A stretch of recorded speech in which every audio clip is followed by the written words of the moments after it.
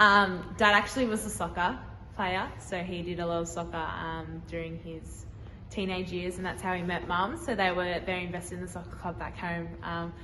So then having 3 sisters, no boys in the family, we always went through basketball. So we've always played a lot of basketball, no real footy background actually. And then my 2 older sisters got introduced into footy, and I played a couple of years of soccer and then made the transition over when I was about 15. And I've loved it, like I've never looked back. So it's kind of been, my 2 sisters were probably the big drag across to the footy. So, and then I obviously went through the TAC Cup program, which is now NAB League. So I did that for 3 years with the Rebels in that program, and that helped develop me dramatically and drastically, I could say. So that's probably been my program or my pathway. And obviously I've done like little Southern Shields and interleague teams and stuff like that. So yeah. And then Willie. And now here, yeah. Joined in 2019 here at Willie, and yeah, I've never really looked back. I do sacrifice a lot, and I have sacrificed a lot for it. It's been quite challenging at times, in the sense of trying to manage football, work. I'm studying full time as well, so trying to manage the 3, there's been a lot of sacrifice in regards to working and financial things. So I fall a lot on my family and the club and investment in that way. But I mean, that's what you got to do for the passion and for the sport you love. So obviously Ballarat not being a great standard, I've had to reach out and travel to Melbourne for my footy. So it has been quite challenging, but like I said, I have a lot of passion for the sport, and I do what I need to do to be prepared and develop myself. Second ACL recon, it still flows me to this day that I've done it twice, and I get quite teary talking about it, quite emotional, because it's so hard for someone who has so much passion for their sport and love for footy to be sidelined for 12 months twice.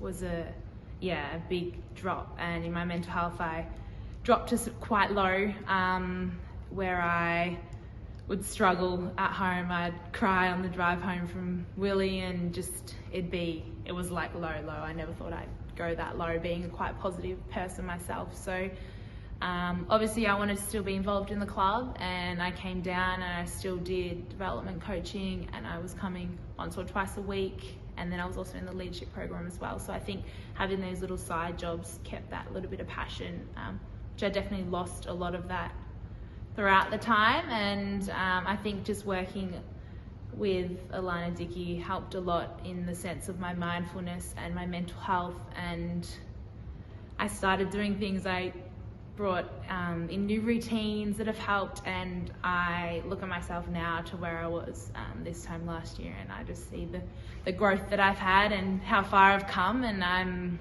the best I've ever been in a while. So just organisation. So I've never really been an organised person, so I have timetables up on my wall, I have whiteboards, I have a big diary now, so I'm writing things down, being organised. As soon as something pops up, it's in the diary, it's on the whiteboard.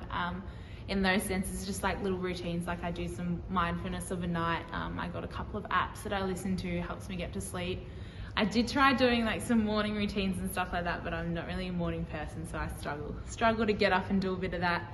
But yeah, it's just like little things. You wouldn't think that they're that big or that they wouldn't matter, but for someone like me who I've never really done any of that, like the little things are probably the things that help the most. So a big change would probably be, I played a lot of forward line work, you could say in 2018 or 2019 when I was at the club, and I just felt like I wanted to branch out and become that versatile player. So stepping up and going into midfield this year has once again brought so much passion into the sport, because I'm playing a new role that I love. I love finding the ball and I love being around the ball. So developing into that player, I feel like it's been a big change, but I feel like I've loved it, and I've enjoyed going from the midfield to the forward line now, just being able to be that versatile player, which I hope clubs look for in that sense. And I mean, I'm always up for a challenge, I'm always up for a change, so I'm willing to do whatever it takes to be at that level and to develop and learn. So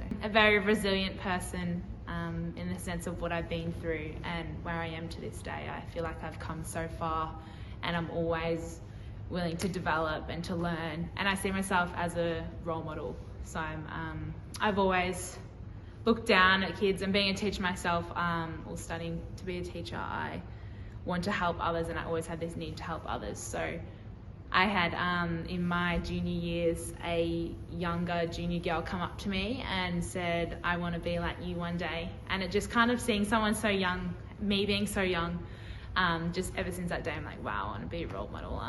And just to see where it's developing to this day, I would have the pleasure to play at an AFL club, and it'd be a dream come true. So I think bringing my resilience, my willingness to learn and develop, my passion for the sport and the club, I think just because I am so determined and want to be there, that I think that's why I want to be on an AFL list, you could say.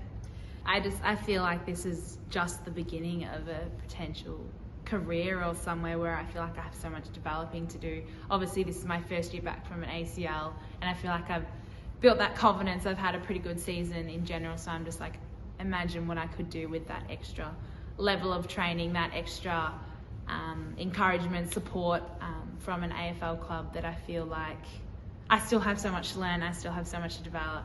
And I do know that, yeah, my fitness isn't there, but I'm like, give me a full pre-season under my belt, and I just feel like, yeah, the main thing is that I just need that extra development, that extra time to become a better player. And like you said, you mentioned my leadership. I thrive off a lot of leadership and leading others and bringing a lot along the ride with me. So I never really want to leave anyone behind. I'm there for myself, but I'm also a very team player, and I am a leader. So I always am encouraging. I lead by example. So I go out there, I give my 100% on and off the track. So I hope people see that, and that they do help lift them as well. But that's all I know this is my first year back, and I just know that I do have so much more, and I'm capable of so much more. So just with that training and that development from a higher level, I will hopefully be given the opportunity, and will 100% thrive off that.